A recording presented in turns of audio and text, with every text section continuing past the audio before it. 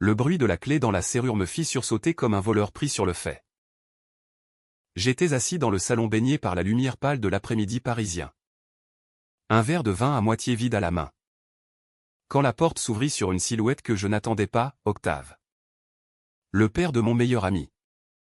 Rentrait plus tôt que prévu. Son regard perçant me clouant sur place. « Qui diable es-tu » gronda-t-il d'une voix rauque. Chargé de fatigue et de suspicion. Tandis que son sac de voyage tombait lourdement sur le parquet ancien. Ces mots, prononcés avec l'accent roulant du sud-ouest que j'avais toujours trouvé si magnétique sans oser l'admettre, me traversèrent comme une lame.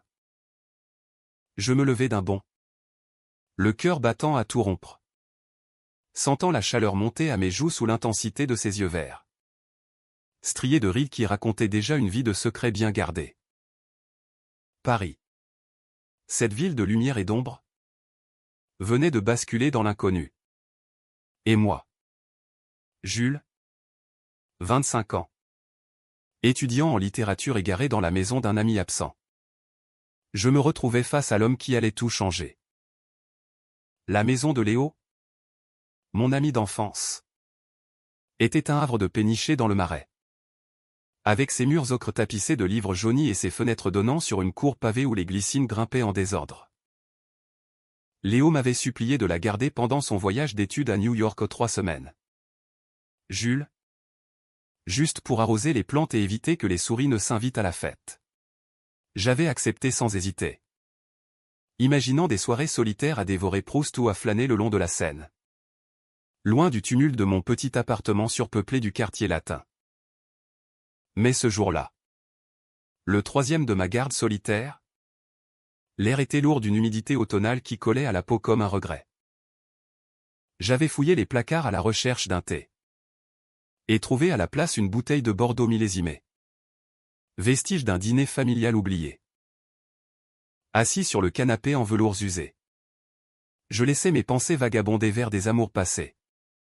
Ceux qui s'étaient évaporés comme la brume sur le Pont-Neuf. Être gai à Paris. C'était une danse délicate, liberté apparente. Mais tant de regards en coin. De silence pesant dans les familles bourgeoises comme celle de Léo. Le cliquetis de la serrure avait brisé ce cocon. Octave se tenait là. Immense dans son manteau de laine sombre. Les épaules voûtées par le poids d'un vol transatlantique imprévu. À 48 ans. Il était le genre d'homme que les romanciers français décrivent avec une pointe d'envie, grand. Athlétique malgré les années. Avec une barbe naissante poivrée celle qui soulignait une mâchoire carrée. Architecte renommé. Il passait sa vie à jongler entre chantiers à Lisbonne et conférences à Berlin. Laissant Léo et sa mère. Claire. Aux prises avec les silences d'une maison trop grande. Je suis Jules, balbutiai je. Posant mon verre avec maladresse. Léo m'a demandé de venir. Il est à New York. Vous saviez? Ses yeux s'étrécirent. Balayant la pièce comme pour y déceler une intrusion. Puis, un sourire fugace. Presque forcé. Étira ses lèvres. Ah. Le fameux Jules. Léo en parle souvent. Le poète en herbe qui lit trop de Verlaine. Il s'avança, tendant une main ferme que je serrai. Sentant la callosité de ses paumes contre ma peau douce. Un frisson me parcourut au ridicule. Pensai-je. C'est juste la surprise. Il jeta son sac dans un coin et se dirigea vers la cuisine. Me frôlant d'un peu trop près.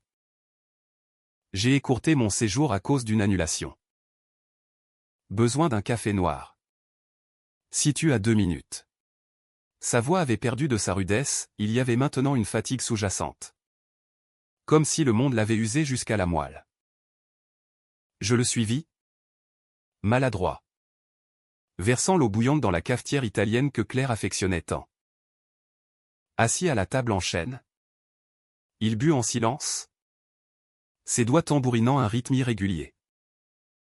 Paris me semble étrangère. Parfois, murmura-t-il enfin. Les yeux perdus vers la fenêtre où la pluie commençait à crépiter. Trop de souvenirs qui reviennent comme des fantômes. Je hochai la tête. Osant une question, quel souvenir? Il rit. Un son grave et bref. Ce qu'on enterre pour vivre. Gamin. Et toi? Qu'est-ce qui t'amène vraiment ici? À jouer les gardiens de château. Sa franchise me désarma. Je parlais de mes études. De mes nuits blanches à décortiquer Baudelaire. De cette solitude qui me rongeait depuis que mon dernier amant m'avait quitté pour un prof d'université plus stable. Octave écoutait. Vraiment? Ses yeux ne quittant pas les miens. Comme s'il cherchait dans mes mots un écho à ses propres abysses. La stabilité, dit-il en se levant. C'est une illusion. Comme ce mariage que j'ai cru solide. Les mots étaient sortis malgré lui, il se reprit. Mais le mal était fait. La soirée s'étira en une improvisation inattendue. Il proposa de commander des huîtres chez le poissonnier du coin pour fêter ce retour forcé. Nous mangeâmes sur la terrasse couverte. Sous un auvent qui goûtait rythmiquement. Le vin coulait. Libérant des confidences, son enfance à Toulouse. Les chantiers qu'il avait emportés loin de Claire. La distance qui avait creusé un fossé. Je parlais de mes parents. Conservateurs du Nord. Qui ignorait encore ma préférence. Comme il l'euphémisait. Tu as de la chance, dis-je. Léo est ouvert d'esprit. Il haussa les épaules. Ouvert? Il ne sait rien de moi. Jules. Personne ne sait. La nuit tomba. Enveloppant le marais d'un voile de néon rose et bleu. Octave me raconta une anecdote sur un projet avorté à Rome. Ses gestes animés illuminant son visage. Pour la première fois depuis des mois. Je me sentis vu. Non comme un jeune rêveur. Mais comme un égal. Quand il posa sa main sur la mienne pour souligner un point. Le temps suspendit son vol. Nos regards se croisèrent. Chargés d'une électricité muette. Désolé, murmura-t-il en retirant sa main. Mais le mal était fait, le désir? Ce traître avait allumé son feu. Le lendemain. Paris se réveilla sous un ciel laiteux. Octave avait prévu de repartir pour un chantier. Mais une grève des trains le cloua sur place. Autant en profiter pour te montrer la ville. Puisque tu la connais par cœur dans tes livres, lança-t-il avec un clin d'œil. Nous sortîmes. Errant des ruelles du Marais jusqu'au jardin des Tuileries. Où les feuilles mortes craquaient sous nos pas. Il me posa des questions sur la poésie. Sur l'amour chez Rimbaud, celui qui brûle. Qui détruit. Je rougis. Citant des vers sur des amours défendus. Il s'arrêta près d'une fontaine. Son souffle visible dans l'air frais. Et toi? Jules? As-tu déjà brûlé comme ça? La question plana. Lourde de sous-entendus. Nous continuâmes. Passant devant des cafés bondés où des couples riaient. Insouciants. À midi, nous déjeunâmes dans une brasserie cachée près de Saint-Germain. Des escargots et un pichet de blanc. Ces histoires s'enchaînaient, une liaison fugace à Madrid. Vite étouffée par le devoir, les nuits solitaires dans des hôtels impersonnels. J'ai toujours su que j'étais différent, avoua-t-il. Le mot gai restant suspendu. Non prononcé mais palpable. Mon cœur s'emballa, je partageais mes propres peurs. Les APPS de rencontres qui promettaient tout et ne donnaient rien. La quête d'un regard qui comprend sans juger. L'après-midi nous mena au Louvre. Où nous nous perdîmes dans les salles des impressionnistes. Devant un Monet aux reflets aquatiques. Il effleura mon épaule. Regarde ça. Jules. La lumière qui danse. Fugitive. Comme nous. Le contact fut bref. Mais il alluma en moi un brasier. Le soir. De retour à la maison. Nous cuisinâmes un coq au vin. Riant des échecs mon couteau qui glissait. Sa sauce trop épicée. Assis par terre dans le salon. Une bouteille entre nous. Les confessions coulèrent plus libres. Claire et moi. C'est fini depuis des années, dit-il. La voix brisée. Mais Léo ne le sait pas. Et moi. Je ne sais plus qui je suis. Ses yeux, voilés de larmes contenues, me suppliaient de comprendre. Sans réfléchir, je posai ma main sur la sienne. Cette fois sans retrait. Nos doigts s'entrelacèrent. Un pont fragile sur l'abîme. Le silence s'étira. Puis il se pencha, ses lèvres frôlant les miennes dans un baiser hésitant. Chargé de toute la retenue d'une vie. Le monde s'effaça, il n'y avait plus que nous. Deux âmes égarées dans la nuit parisienne. Découvrant que l'amour, parfois, arrive sans crier gare. Les jours suivants furent un tourbillon doux amer. Une bulle de temps volée où Paris conspirait pour nous isoler du reste du monde. Octave annula ses rendez-vous. Prétextant une grippe imaginaire, moi. Je repoussai mes cours. Inventant une urgence familiale. La maison de Léo devint notre sanctuaire, matin paresseux à petit déjeuner sur le balcon. Où il me lisait des extraits de Stendhal. Sa voix grave faisant vibrer l'air, après-midi à flâner dans les passages couverts. Main dans la main quand les rues étaient désertes. Riant comme des adolescents. Un soir, nous nous aventurâmes au canal Saint-Martin. Cette artère bohème où les hipsters sirotent des bières artisanales sous les saules pleureurs. Assis sur un banc, nos épaules se touchant, il parla de son coming out avorté. À 20 ans, face à un père intransigeant. J'ai choisi le silence. Jules. L'architecture. Le mariage. Léo tout pour combler le vide. Ces mots me serrèrent le cœur, je lui racontai ma propre fuite. À 18 ans. Vers Paris. Loin d'un Lille étouffant où l'amour était synonyme de scandale. Mais ici, dis-je, on peut respirer. Il secoua la tête. Respirer? Ou juste masquer l'asphyxie? Ce soir-là. De retour, le désir nous submergea. Dans la chambre d'amis. Au mur lambrissé de livres. Nos corps se trouvèrent avec une urgence longtemps réprimée.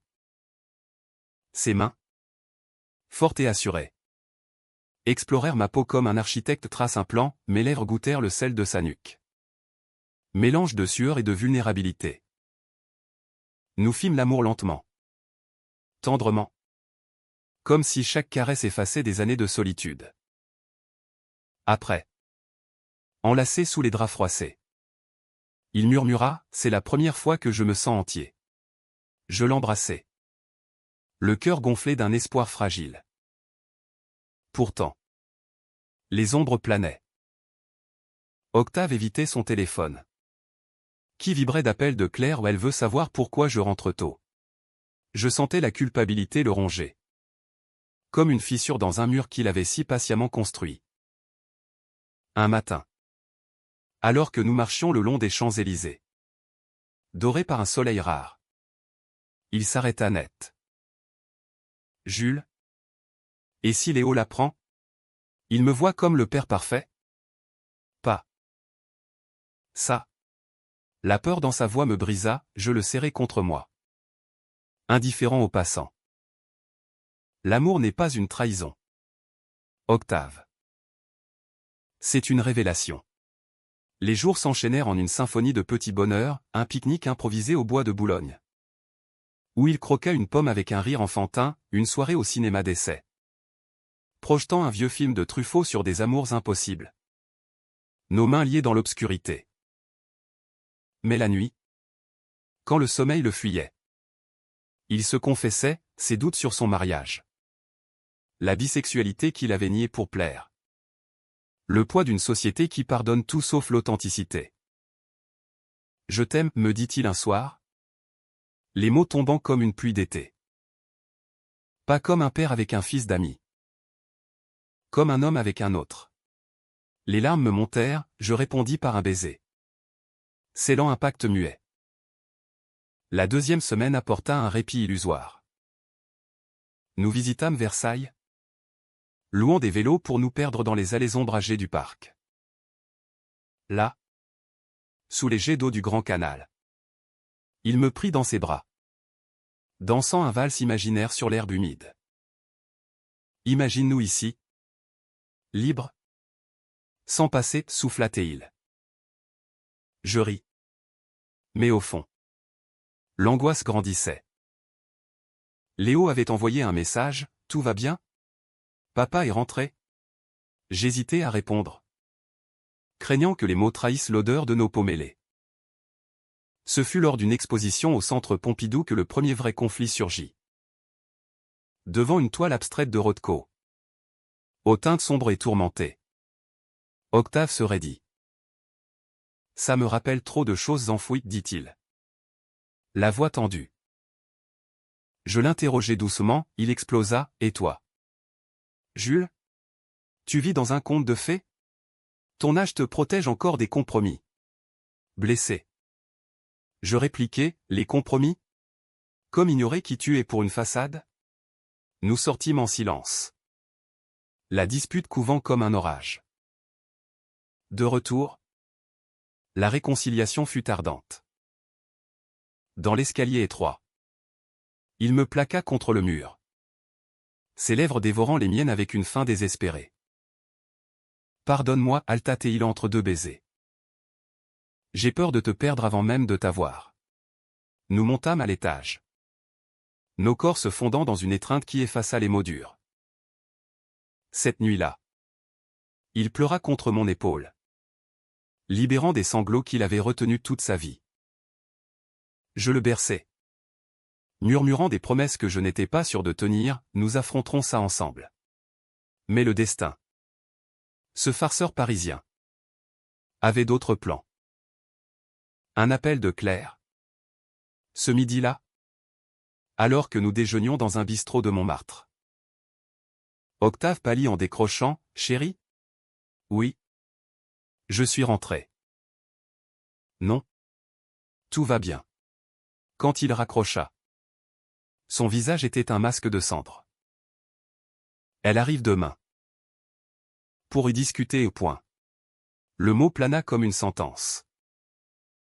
Je sentis mon estomac se nouer, notre bulle éclatait, exposant les fissures. Et nous, demandai-je. La voix tremblante. Il me regarda, les yeux hantés. Nous. C'est le moment de vérité, Jules. Ou de mensonge. La soirée fut un prélude à la tempête. Nous marchâmes le long de la Seine, les lumières des bateaux-mouches dansant sur l'eau comme des étoiles filantes. Il parla de divorce, de coming out, de rêves qu'il n'avait jamais osé formuler. Avec toi. Je respire enfin, dit-il, serrant ma main. Mais sous ces mots, je devinais la tempête, la loyauté envers Léo, la peur du scandale, le poids d'une vie reconstruite sur du sable. Allongé sur le lit, nos corps enlacés, je sentis son cœur battre à l'unisson du mien à un rythme fragile, menacé par l'aube. Claire arriva comme une bourrasque d'automne, son tailleur impeccable contrastant avec le désordre chaleureux de la maison. Je l'avais vue en photo, élégante, blonde aux yeux bleus, professeure d'histoire à la Sorbonne, l'incarnation de la bourgeoisie parisienne. Quand elle franchit le seuil, sac de voyage à la main, son sourire poli masqua à peine l'attention. « Jules ? Léo m'a parlé de toi. Merci de veiller sur tout ça. » Sa poignée de main fut ferme.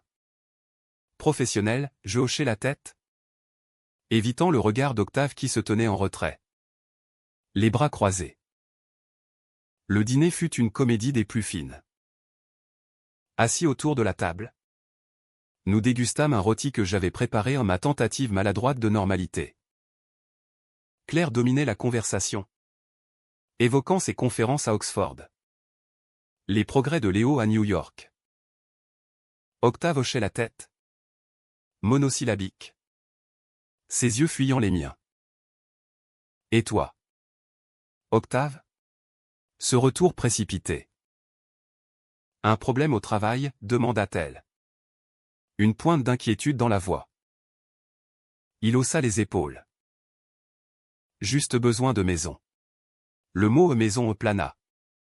Chargé, je sentis la chaleur monter à mes joues. Baissant les yeux sur mon assiette. Après le repas. Claire insista pour une promenade digestive. Nous descendîmes vers la place des Vosges. Ses arcades illuminées par des lanternes tamisées. Elle glissa son bras sous celui d'Octave. Un geste possessif qui me noua la gorge. Je marchais derrière. Spectateur d'un tableau que je perturbais en secret. Nous devons parler. Chérie, murmura-t-elle assez fort pour que j'entende. De nous. De ce vide qui s'élargit. Il acquiesça. La voix étouffée, demain. Claire. Demain. La nuit fut un supplice. Allongé dans la chambre d'amis. J'entendais leurs murmures à travers le mur des reproches voilés. Des silences lourds. Vers 2 heures. Un bruit de pas, Octave entra.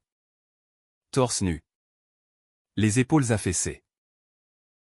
Je ne peux pas, souffla-t-il. Se glissant sous les draps. Nos corps se trouvèrent dans l'urgence. Un baume contre la douleur. Mais après. Lové contre lui. Je sentis les larmes couler. C'est de la folie, murmurai-je. Elle est là. Et nous. Il m'embrassa pour me taire. C'est de l'amour. Jules. Le vrai? Enfin. Le lendemain apporta la confrontation. Claire m'invita poliment à laisser les adultes discuter, je sortis. Errant vers le Père-Lachaise. Cimetière des amours perdus où Oscar Wilde reposait. Moqueur. Assis sur une tombe anonyme. Je repensais à nos nuits volées, les rires dans la cuisine. Les promenades main dans la main. La tendresse d'Octave quand il traçait des cercles sur mon dos endormi. Était-ce réel? Ou un mirage parisien? De retour 2 heures plus tard. L'atmosphère était électrique. Claire. Les yeux rougis. Buvait un thé à la menthe. Octave. Pâle comme un spectre. M'attira dans la cuisine sous prétexte de café. C'est fini, dit-il d'une voix brisée. Je lui ai dit. Pour nous. Mon cœur s'arrêta. Tout? Il hocha la tête. Pas tout. Juste que je ne l'aime plus comme avant. Que j'ai besoin d'espace. Soulagement mêlé de terreur, le mensonge protégeait. Mais gangrenait. Claire partit le soir même. Train pour Toulouse. Laissant un baiser froid sur la joue d'Octave. Appelle-moi quand tu auras décidé. Octave. Pour Léo? Au moins. La porte claqua, le silence retomba. Plus lourd. Nous nous embrassâmes avec désespoir. Mais le plaisir était teinté d'amertume. Et maintenant, demandai-je. La tête sur son torse. Maintenant. On vit, répondit-il. Mais ses yeux trahissaient le doute. Les jours suivants furent un équilibre précaire. Octave entama des démarches pour le divorce. Consultant un avocat discret dans le 7e arrondissement. Nous parlâmes de l'avenir, un appartement à nous près de Bastille. Des voyages à Venise. Un coming out progressif auprès de Léo. Il comprendra, assurait-il. Mais sa voix tremblait. Moi. Je vivais dans l'instant. Cueillant chaque sourire. Chaque caresse comme un fruit rare. Un soir. Au théâtre du Châtelet. Nous assistâmes à un opéra de Puccini ou des amours tragiques qui nous serrèrent le cœur. dans la loge obscure. Ses doigts sur ma cuisse. Il murmura, toi et moi. Contre le monde. Pourtant. Les fissures s'élargissaient. Un appel de Léo, papa va bien? Maman dit qu'il y a des problèmes. Octave raccrocha. Le visage défait. Je dois lui dire. Jules.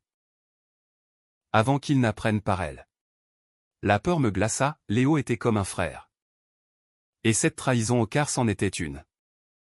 Aux yeux du monde me rongeait. Nous nous disputâmes pour la première fois vraiment, tu joues avec le feu, criai-je. Et toi? Tu fuis avant d'avoir commencé, répliqua Théil. La réconciliation vint sous la pluie. Place de la Concorde. Je l'attendais. Trempé. Quand il surgit d'un taxi. Me serrant contre lui sans un mot. Pardonne-moi, dit-il. Ses lèvres froides sur les miennes. Nous rentrâmes. Faisant l'amour avec une intensité nouvelle. Comme pour sceller un serment. Mais le lendemain. Le couperet tomba, un mail de Claire. Avec des pièces jointes ou des photos granuleuses. Volées par un détective privé. Nous. Enlacés au canal. Moi. Entrant dans la maison à des heures indues. Je sais tout, écrivait-elle. Pour le bien de Léo. Arrêtez ça maintenant. Octave blêmit. Froissant le papier. C'est la fin, murmura-t-il. Je le pris dans mes bras. Mais il se dégagea. Non. Jules. C'est ta fin. Pars. Avant que ça n'explose. Les mots me frappèrent comme un coup, trahison. La plus cruelle. Tu me jettes? Après tout? Il pleura. Impuissant. Je t'aime. Mais je ne peux pas détruire ma famille. Le cœur en miettes? Je fis mes bagages. Laissant derrière moi l'odeur de notre peau sur les draps. Les rues du Marais. Autrefois complices. Se muèrent en labyrinthe hostile. Je marchais des heures. La valise traînant comme un boulet. Sous un ciel bas qui promettait l'orage. Paris. M'amuse. Me crachait son indifférence, couple qui s'embrassait sous les porches. Rire fusant des brasseries. Lumière qui dansait moqueuse sur les pavés mouillés. Chez moi. Dans mon studio exigu du quartier latin. Je m'effondrais sur le lit. Le téléphone muet. Pas un message d'Octave.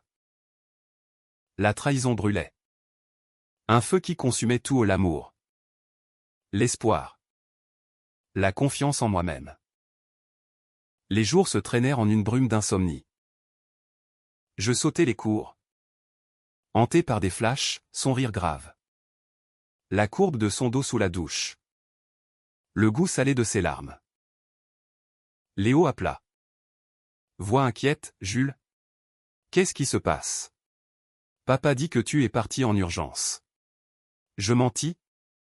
La gorge nouée, rien. Juste des examens. Mais le poison se répandait, Claire avait dû parler. Semant le doute.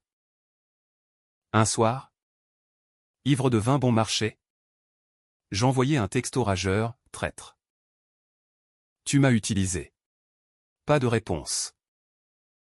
Le silence était pire que les mots. Octave. De son côté. Sombra dans un enfer parallèle. Les nuits sans Jules étaient des abysses, il errait dans la maison vide. Touchant les objets imprégnés de leur présence, un livre annoté de la main fine de Jules. Une tasse oubliée dans l'évier. Claire l'avait bombardé de messages, pense à Léo. Pense à nous.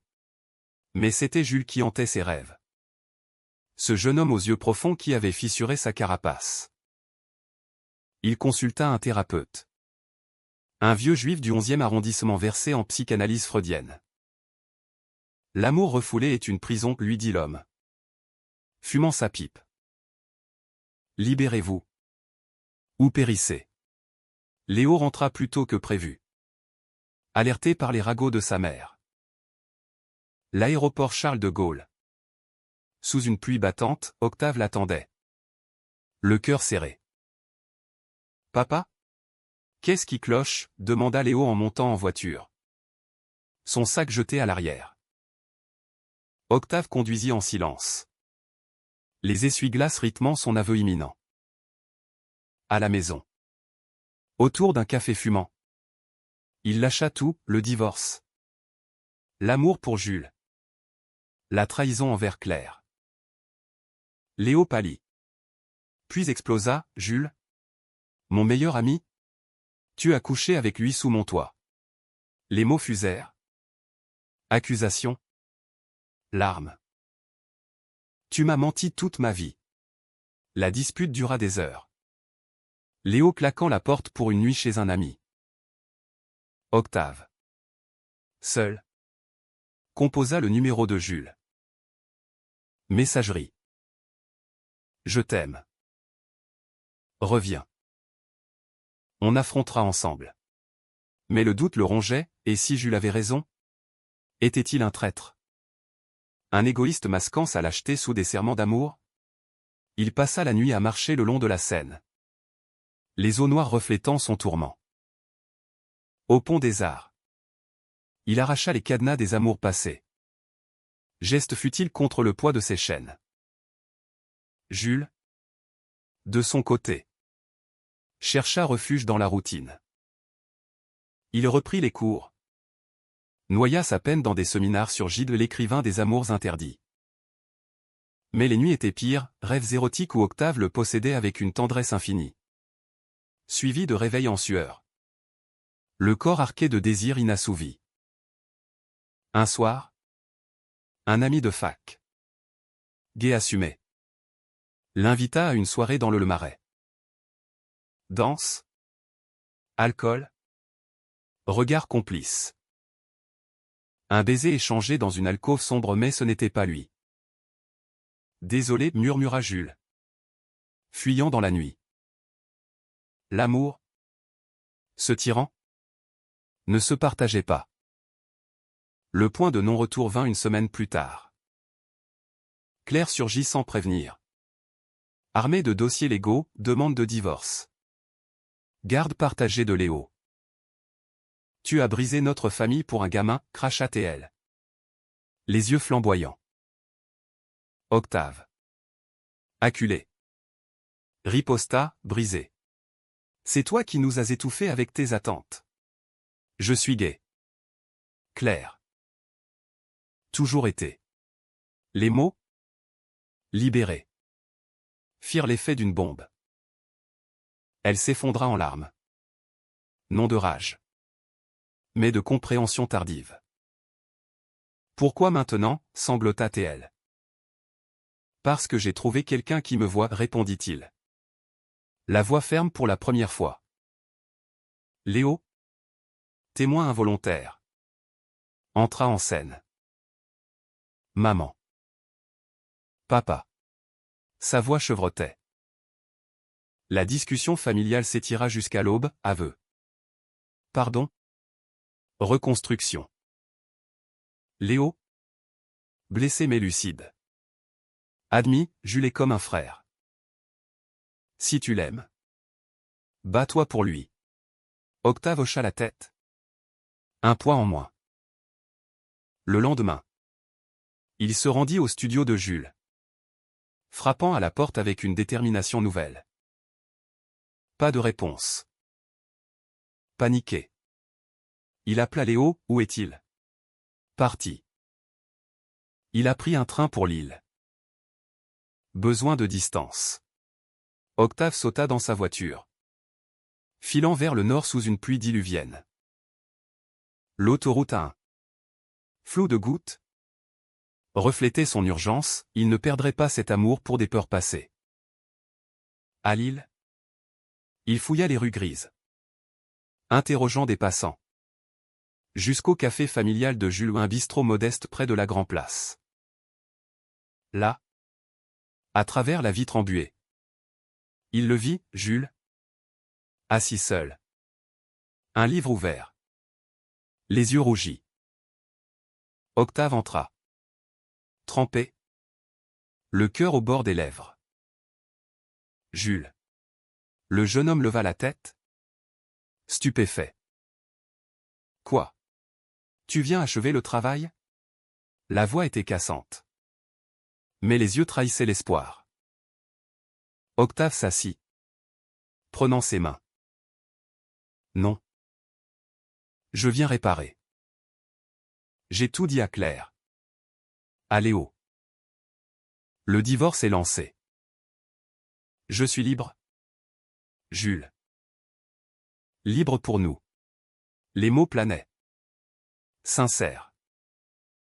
Jules pleura. Un mélange de joie et de douleur. Tu m'as brisé. Et je te rebâtirai, promit Octave. L'embrassant là. Au vu de tout, un acte de défi. De vérité. Le retour à Paris fut une renaissance. Lente et laborieuse. Jules accepta de suivre Octave. Mais avec des conditions, thérapie de couple. Temps pour guérir les plaies. Ils s'installèrent dans un appartement modeste près du canal de l'Ourcq. Loin des fantômes du Marais, un 2 pièces au mur blanc. Où ils peignirent ensemble. Traçant des motifs abstraits comme des promesses. Les premières semaines furent un pas de deux maladroits, silence tendu. Nuit où Jules se réveillait en sursaut. Hanté par la trahison. Octave. Patient. Cuisinait des plats toulousains. Lisait à voix haute des poèmes de Verlaine. Touchait avec une révérence nouvelle. Léo. Après un mois de distance. Revint dans leur vie. Un dîner tendu au restaurant. Sous les arcades de la rue de Rivoli, je ne te pardonne pas encore tout. Papa, dit-il. Fixant Octave. Mais Jules. Il mérite le bonheur. Puis. À Jules, et toi. Ne me fais pas le coup de l'aimer en secret. Ils rirent. Un rire fragile. Scellant une amitié rapiécée. Claire. De son côté. Entama sa propre guérison, des cours de yoga. Un voyage solitaire en Italie. Bonne chance, envoya TL par mail. Pour une fois. Vis pour toi. Leur amour mûrit dans l'ordinaire, matin à partager le journal sur le balcon. Où les signes glissaient paresseusement, soirée au cinéma. Main dans la main sans peur. Octave. Libéré. Reprit ses chantiers avec une énergie nouvelle, un projet de rénovation d'un hôtel art déco dans le 8e.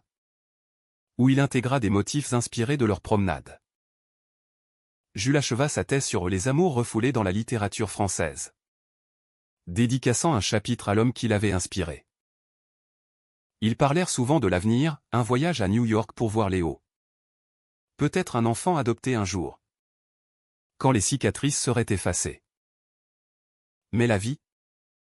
Ce roman inachevé. Réservait encore des épreuves. Un soir d'hiver. Lors d'une fête gay au Queen. Un ex d'Octave, un architecte portugais aux yeux sombres les aborda. Ravivant des jalousies enfouies. Tu l'as quitté pour ça, ricana-t-il. Désignant Jules. Octave se raidit, Jules. Au lieu de fuir, serra sa main, pour ça. Et plus encore. Le lendemain. Ils en parlèrent. Nul l'un devant l'autre. Corps et âme, la confiance se reconstruit brique par brique, dit Octave. Comme tes bâtiments. Le printemps ramena la lumière. Ils louèrent des vélos pour une escapade en Normandie. Dormant dans des auberges face à la mer agitée. Là. Sur une plage de galets à Étretat. Octave s'agenouilla au nom pour une bague. Mais pour un serment, je t'aime. Jules. Pas malgré le chaos. Grâce à lui. Jules. Ému. Répondit par un baiser salé par les embruns. Ce fut leur mariage secret. Sous les falaises blanches. Avec l'océan pour témoin. Des mois passèrent. Et la nouvelle se répandit, Octave. Ah, t'es fier? donna une conférence sur l'architecture de l'identité. Mêlant béton et confession. Jules publia son livre. Acclamé pour sa sensibilité. Léo. En visite. Les surpris enlacés sur le canapé, vous êtes beaux. Ensemble. Claire. Lors d'un café neutre. Admis, j'ai trouvé ma paix. Merci de m'avoir forcé à chercher. Un an jour pour jour après la trahison. Ils retournèrent au canal Saint-Martin. Assis sur le même banc. Sous un saule en fleurs. Octave sortit une petite boîte, 2 alliances simples. En argent martelé. Pas pour la loi ou pas encore. Pour nous. Jules pleura. Glissant l'anneau à son doigt. Pour nous, répéta-t-il. Ils firent l'amour ce soir-là avec une tendresse infinie. Corps entrelacés comme des racines. Paris. Ville d'amours éphémères. Les avait forgés dans son creuset. Leur histoire, dramatique et humaine, n'était pas un conte de fées, mais un témoignage, l'amour, vrai, surmonte la trahison non par magie, mais par choix quotidien. Octave et Jules, 2 âmes autrefois perdues, marchaient maintenant main dans la main, vers un horizon où la lumière dansait, fugitive mais éternelle.